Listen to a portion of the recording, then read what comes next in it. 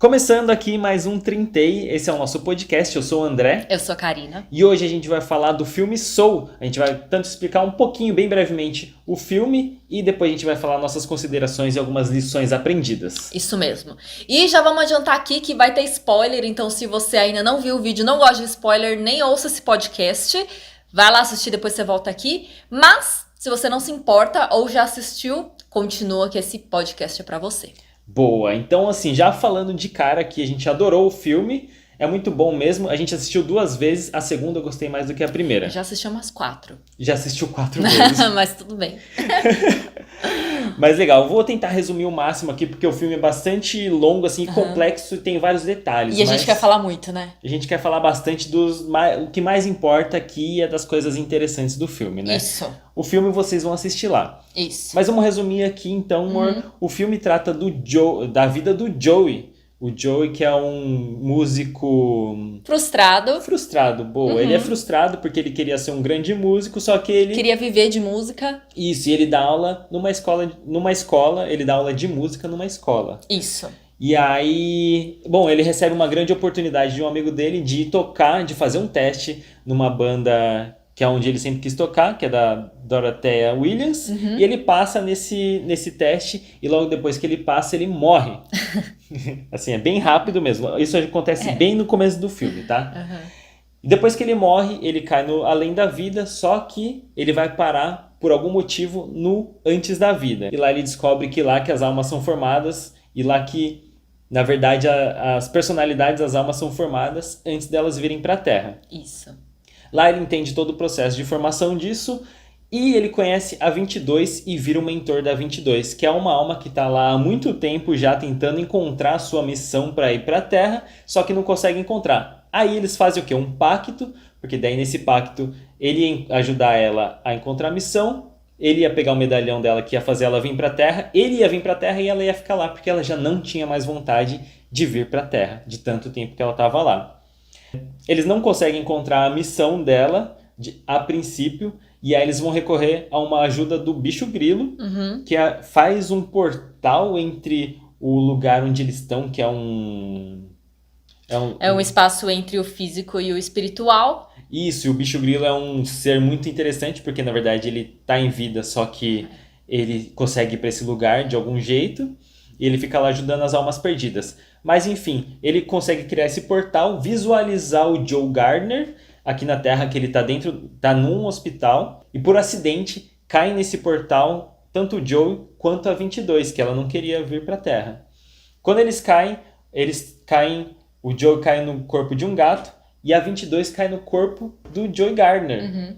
E aí aqui na Terra que eles começam a viver com corpos, ele no corpo de um gato e ela no corpo dele, eles começam a tentar reverter essa situação, encontrar algum jeito de reverter tudo isso, só que eles já estão aqui na Terra, então eles vão vivendo várias coisas aqui, pegam o metrô, fazem um monte de coisa, e enfim, para tentar reverter isso aí e encontrar o bicho grilo, que é quem tinha botado eles nessa situação, ele em pessoa para ajudar eles a reverter.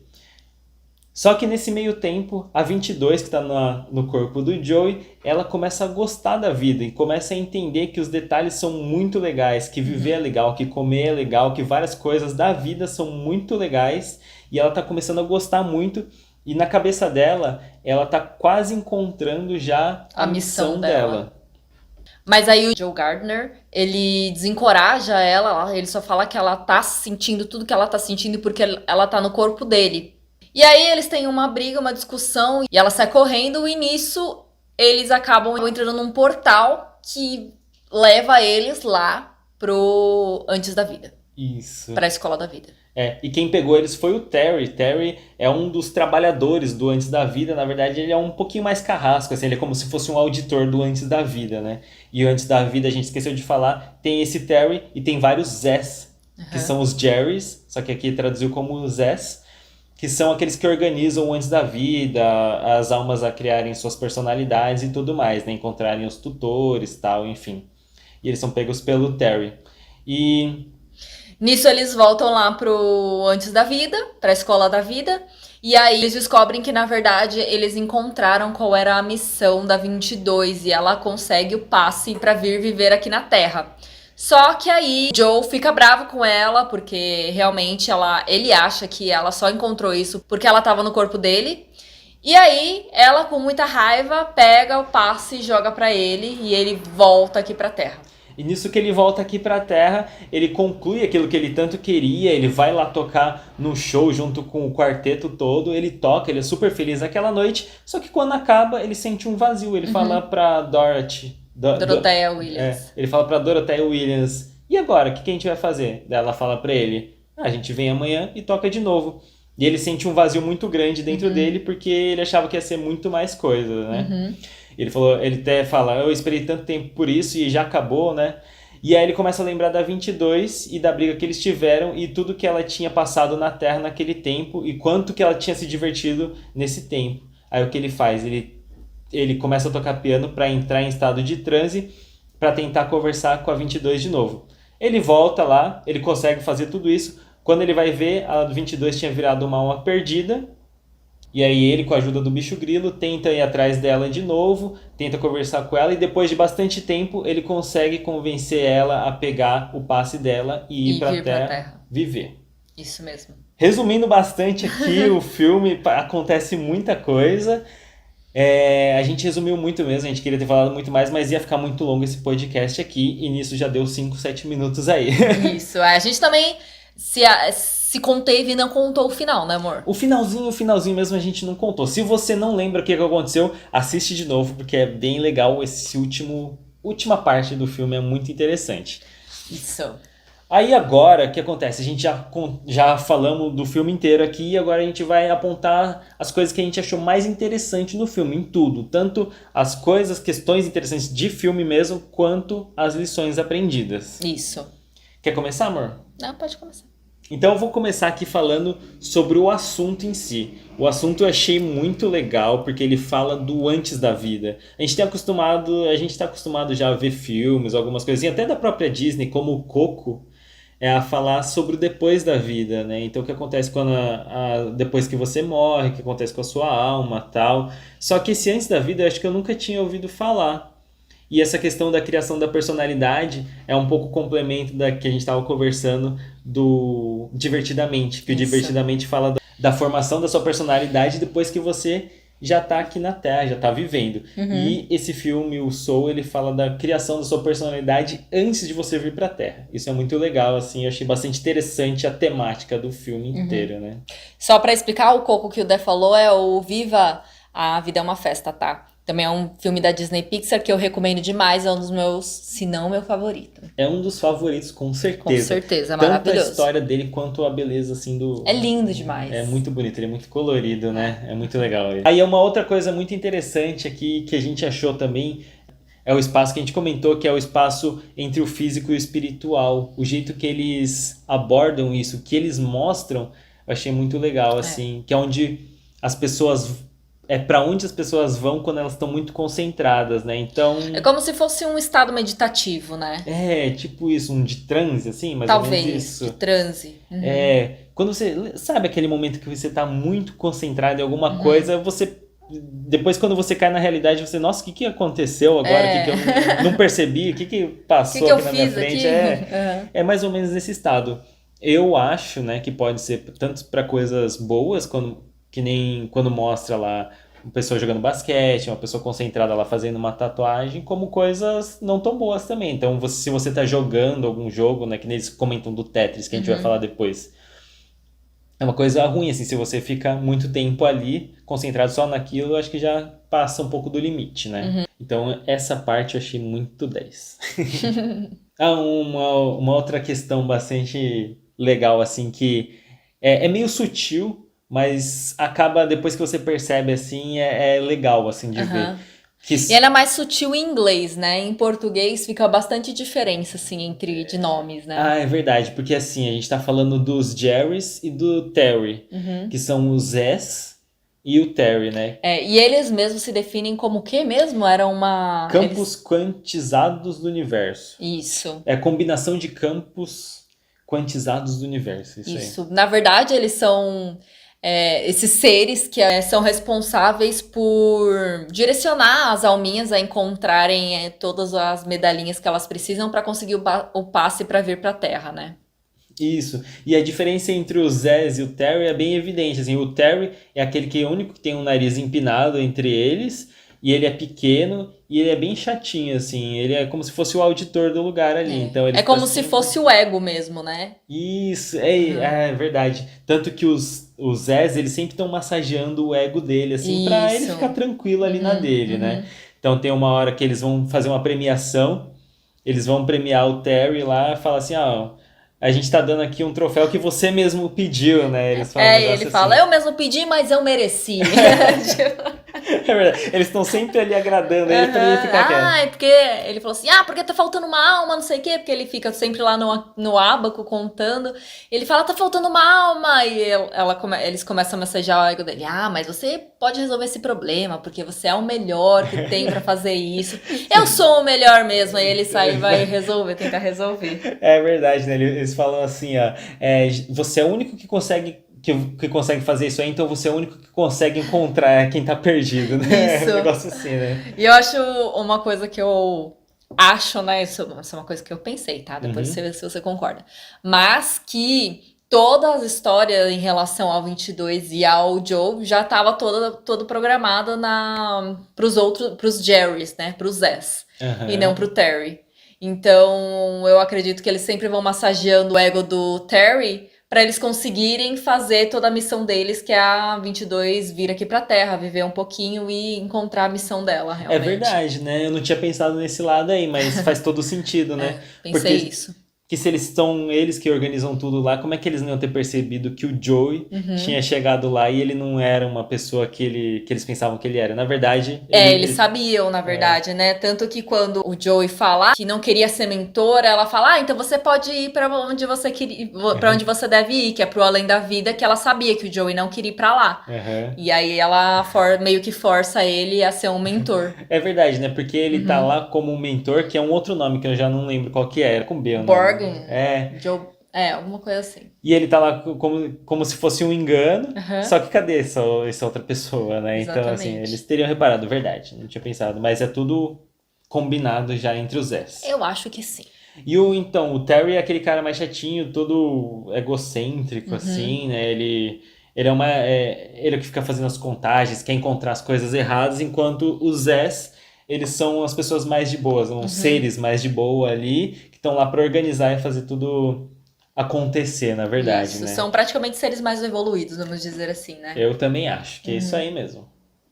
Uma outra coisa que eu achei muito legal do filme são as pequenas tiradas que eles dão. Que são muitas, no São fim, muitas, mas a gente vai falar hoje algumas aqui, né? Né? Uhum. E uma que eu achei muito legal é bem no comecinho do filme, antes do Joe morrer, que ele fica tão feliz, tão alucinado que ele passou na audição com o quarteto e ele sai de lá falando no telefone, contando pra não sei quem que era. Não sei pra quem que era não sei também, também. não sei pra quem. E ele tava no telefone falando e nem percebeu o que tava acontecendo em volta dele. Então ele passou por uma obra, quase caiu tijolo na cabeça dele. Alguém virou pra ele e gritou: "Cara, quase que você morre, tipo, cuidado". E ele não presta atenção, ele continua falando no telefone, quase que ele escorrega na casca de banana, quase que acontece várias coisas, quase que ele é atropelado. E aí quando ele se dá conta que ele quase foi atropelado, né, que ele levou um susto, aí sim ele cai no buraco e morre de verdade. É verdade.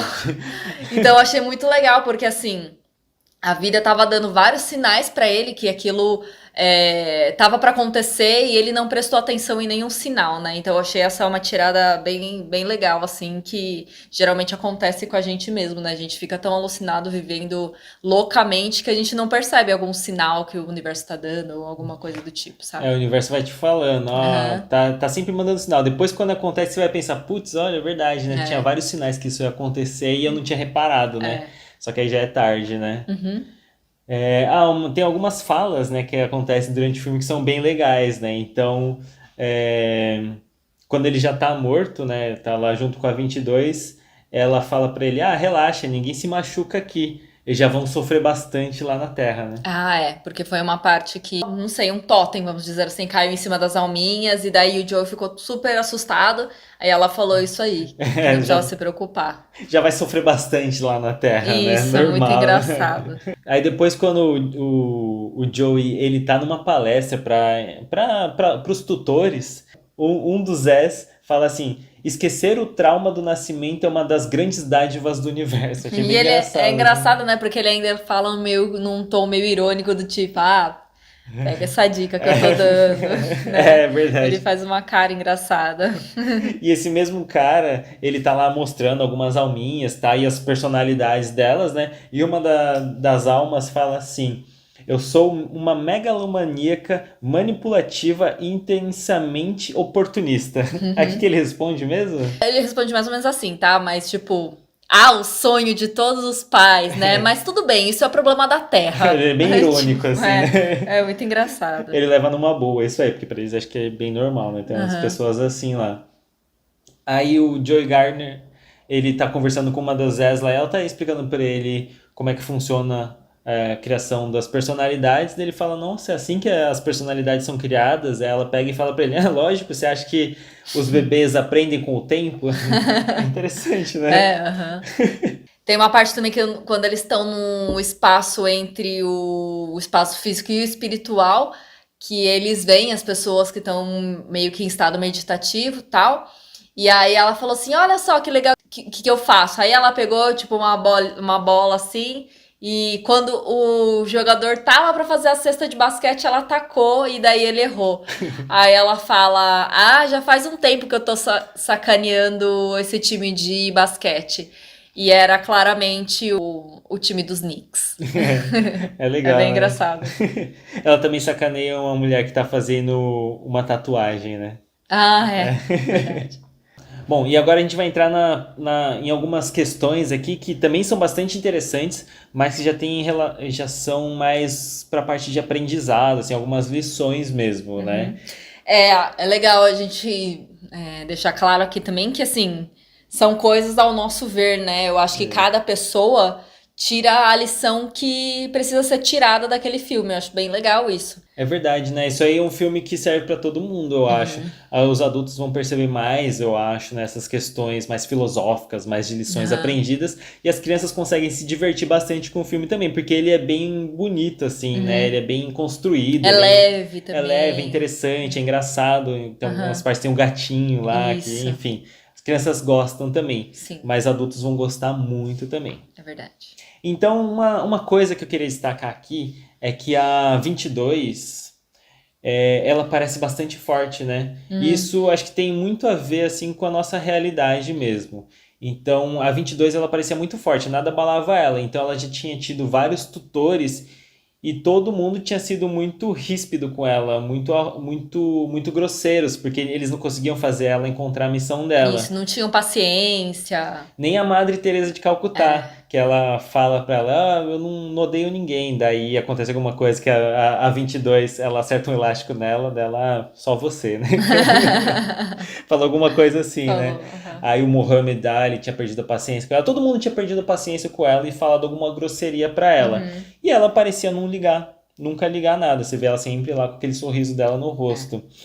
Só que depois, quando ela vira uma alma perdida e é encontrada pelo Joey, que a gente percebe o quanto que ela sofreu e sofria com tudo isso.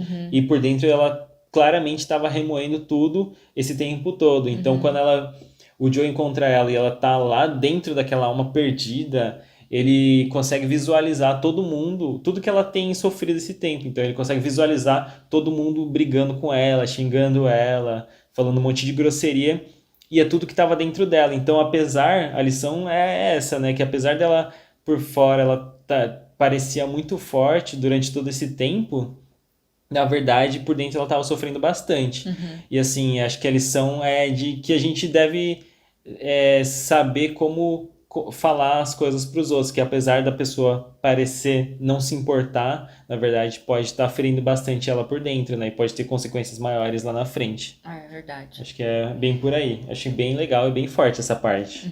Em relação às almas perdidas, isso é bem interessante também, porque no filme deixa bem claro que são pessoas mesmo, mas que estão obcecadas por alguma coisa e acabam se desconectando com a vida em si, né? Então elas acabam indo para aquele espaço e ficam como alma perdidas, são praticamente Zumbis, assim. é, O corpo dela fica tipo um zumbi aqui. isso, porque a pessoa fica tão obcecada por aquela coisa que ela para de viver. Então, o exemplo que eles dão é bem legal, inclusive, é uma Engraçado. tirada também, porque eles dão um exemplo de um Gerente de investimento. gerente de investimento, aqueles caras que trabalham com ações, não é? Isso é investimento. E assim, o cara fica tão fissurado por vendas e vendas e vendas e vendas que ele já tá num estado automático, né, na vida. Uhum. E aí ele acaba virando essa alma perdida, que realmente ele não tá mais vivendo, ele só tá naquele automático.